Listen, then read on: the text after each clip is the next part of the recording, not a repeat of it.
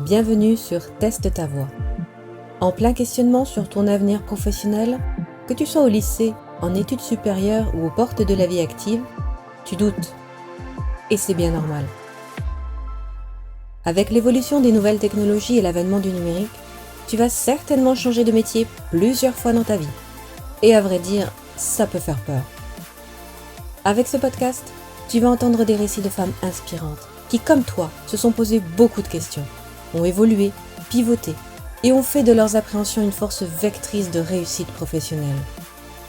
Teste ta voix, c'est le podcast qui te fait découvrir les métiers du numérique et qui t'aide à trouver ta voie dans cet univers. Je suis Anaïs Calmont, fondatrice de Try Your Way, et j'accompagne les jeunes femmes à transformer leurs qualités personnelles en compétences professionnelles, à tester leur choix d'orientation dans la vraie vie. Try Your Way, c'est un réseau professionnel d'entraide féminin qui te donne toute la force et les bonnes ondes pour réussir ta vie professionnelle.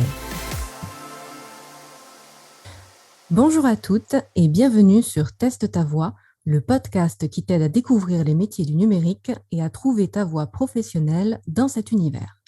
Aujourd'hui, je reçois Chloé Bamp, chercheuse et ingénieure docteur en cryptologie chez Cosmian.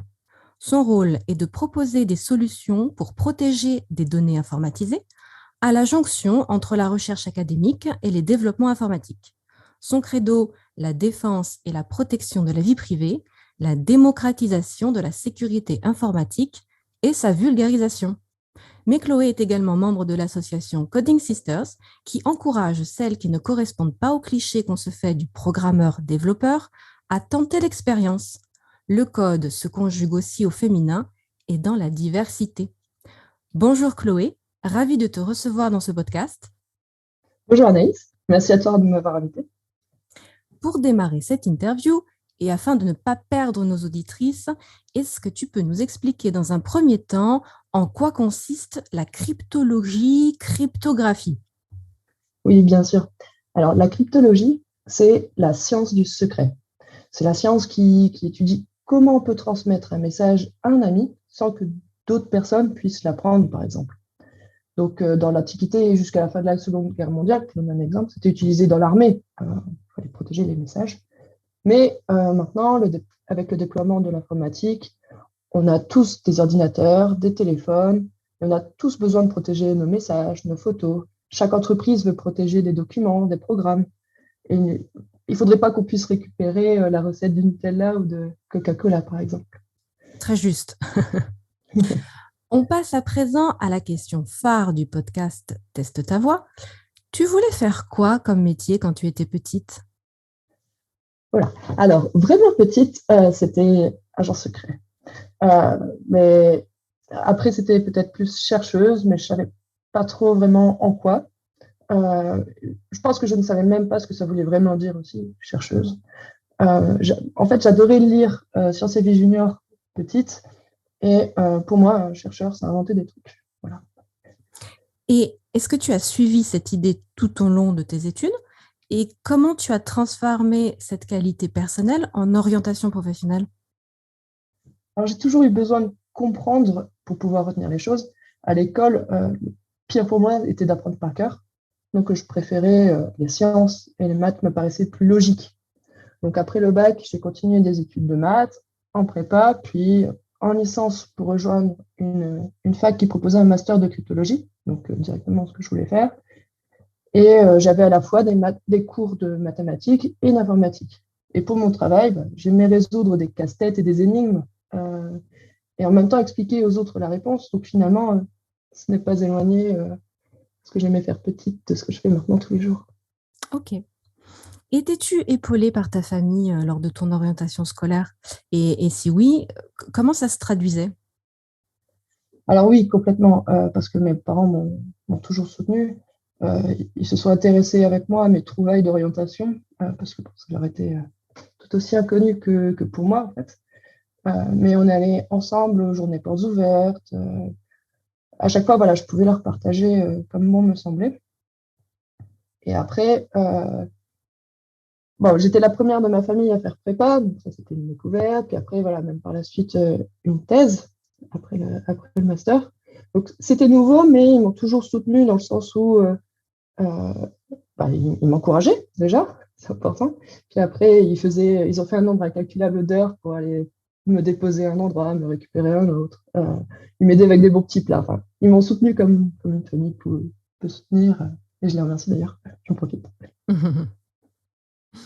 Alors aujourd'hui, avec le recul, est-ce que tu pourrais expliquer à toutes celles qui nous écoutent quels ont été tes questionnements sur ton avenir professionnel au moment de rentrer dans la vie active? Alors, bon, je ne suis pas sûre d'avoir encore beaucoup de recul, mais bon, on refera peut-être un podcast dans 5 ans. Ok. Non, en fait, j'ai toujours eu, enfin, je me suis toujours posé plein de questions. Cryptologie ou pas cryptologie, même quand on aime quelque chose, est-ce qu'on veut en faire son métier? École d'ingénieur ou master, quelle était la meilleure orientation pour le faire? Après, ça a été faire de la recherche ou pas faire de recherche? Une thèse ou pas de thèse? Et même encore après, travailler dans le public, travailler dans le privé, petite entreprise ou grosse boîte. Je pense que voilà, il y a plein de questions. Clairement, en tout cas, moi, j'en ai eu plein. Et le principal, c'est de se demander à ce moment précis ce qu'on veut faire et finalement de se dire, même plus tard, de se rappeler qu'en fait, on avait fait ce choix-là parce que à ce moment-là, ça nous paraissait le plus judicieux. Et après, voilà, ça donnera notre parcours et puis on fera avec. Ça marche. Et qu'est-ce qui te motive au quotidien et qui te fait te lever le matin? Alors, forcément, il n'y a pas que le professionnel qui intervient, mais dans mon boulot, c'est la richesse des sujets, je dirais. Parce qu'il y a énormément de tâches très, très différentes, donc il n'y a pas de lassitude. Et puis, il y a des niveaux aussi d'abstraction qui sont très différents. Au sein d'une même journée, on peut travailler sur un sujet très pointu et puis avoir un collègue ou une collègue qui vient me voir pour que je lui explique un point de cryptographie. Donc là, c'est plutôt de la vulgarisation expliquée. Ok. La cryptographie, c'est très précis. Est-ce que tu imaginais faire ce métier quand tu étais au lycée? Alors, ce métier, non, parce que je ne savais même pas qu'il existait. Euh, et j'ai découvert, mais par contre, voilà, j'ai découvert le domaine plus vaste de la cryptographie au lycée grâce à un livre que j'ai adoré. Je vais donner son nom. Ça s'appelle L'histoire des codes secrets de Simon Sun. Ok. Et donc, si je me souviens bien, c'était en seconde. Et, euh, et c'est là que j'ai découvert qu'en fait, il y avait donc les gentils cryptographes, c'est ceux qui inventent des mécanismes pour protéger des données informatiques. Et il y a les méchants, c'est ceux qui veulent les attaquer. Donc, on appelle ça soit des cryptanalyses, soit des hackers. Le mot hacker est plus connu. Donc, avec le recul, je pourrais dire qu'en fait, je suis passée de l'idée gamine de vouloir être agent secret à cryptologue. Voilà.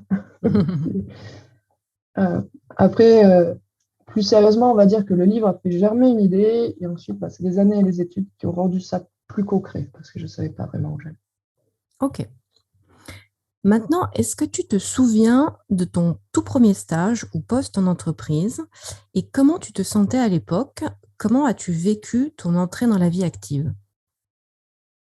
Je me souviens très bien de mon premier stage. Je pense qu'on se souvient tous de notre première expérience. Mais en plus, c'était la première fois que je sortais de la France, en fait. La première fois que je découvrais le métier de chercheuse aussi. Alors, je pourrais peut-être déjà expliquer comment j'ai trouvé ce stage, parce que c'est Oui. assez anecdotique.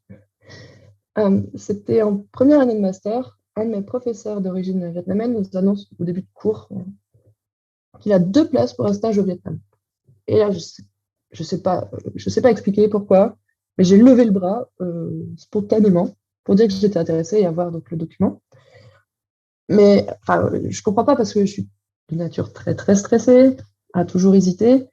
Et, euh, et donc là, j'ai levé le bras et en plus, j'avais pas besoin de faire de stage cette année-là parce que je crois que c'est souvent le cas, dans un master, il y a un stage en fin de deuxième année et pas en première année. Ok. Donc là, j'avais pas besoin de faire de stage. Quelqu'un propose un stage et je lève le bras alors que ça va être à l'autre bout du monde. Et 6 mois plus tard, je suis partie pour le Vietnam pour 3 mois rejoindre l'Institut de mathématiques d'Hanoï. Euh, donc j'ai adoré ce stage, j'ai rencontré des personnes très très accueillantes et bienveillantes. Moi, j'ai pu visiter le pays au passage qui est magnifique. Et surtout, j'ai pu progresser en anglais. Et pour moi, c'était pas du tout anecdotique parce que je faisais un gros complexe. Comme c'est pas un pays anglophone, bah, finalement, il fallait bien parler quand même pour se faire comprendre et on y arrive bien. Donc, ça m'a débloqué sur l'anglais. J'ai pu découvrir un peu aussi le métier de chercheuse. Donc, stressant, hein, comme toutes les premières expériences, mais très intense et très enrichissant. Ok. Et as-tu des tips, des conseils à donner aux jeunes femmes qui nous écoutent, les petits pièges à éviter quand on fait ses premiers pas en entreprise? Ouvrez l'œil autour de vous. Ce que l'on peut apporter lorsque l'on fait ses premiers pas, ce n'est pas seulement la technique pure, parce que ça, c'est quand même les années qui l'amélioreront. Par contre, des idées, ça, on peut en proposer dès le départ. Et si l'idée est bonne, alors ça, c'est pas forcément nous qui nous en rendons compte, mais l'entreprise peut parfois mettre en place donc, un binôme, du temps, ou même une équipe des fois pour créer une idée. Donc, ça, c'est déjà peut-être la première remarque. Et puis, bon, les astuces, les ruses, les connaissances, c'est vraiment en regardant et en discutant autour de nous, en questionnant les collègues pour leur demander pourquoi est-ce qu'ils ont fait comme ça et pas autrement. On peut retenir. D'accord. Le podcast Teste ta voix, c'est un moment de partage entre femmes pour que toutes celles qui se posent beaucoup de questions sur leur avenir professionnel puissent s'inspirer de parcours de vie riches comme le tien. Ma dernière question sera: quel conseil donnerais-tu à toutes celles qui souhaitent trouver leur voie professionnelle dans les métiers du numérique? Si vous hésitez, c'est sûrement que vous devez y aller. C'est sûrement une petite étoile à écouter, comme dirait ma maman. Voilà, s'il y a un doute, c'est sûrement que, en fait, c'est parce qu'on n'ose pas. Et donc, il faut y aller. Euh, Tester à fond pour surtout ne pas avoir de regrets. C'est peut-être le pire risque sinon. Et après, vous pourrez toujours adapter votre parcours si vous vous rendez compte que ce n'est pas ce qu'il faut pour avoir quelque chose qui corresponde encore mieux. Super. Ben écoute, merci beaucoup pour cet entretien. Merci pour ton témoignage et ton retour d'expérience. Très technique, mais tu as su nous le rendre accessible et c'est une très belle qualité. J'espère qu'on aura réussi à susciter des vocations chez les femmes, car oui, on manque cruellement de femmes dans la tech. Et mon but, c'est que toutes les prochaines générations de femmes s'emparent du numérique et se fassent une place dans cet univers. Merci beaucoup, Chloé. Merci beaucoup de m'avoir invité et j'espère aussi qu'on a besoin de tout le monde pour construire les meilleures choses.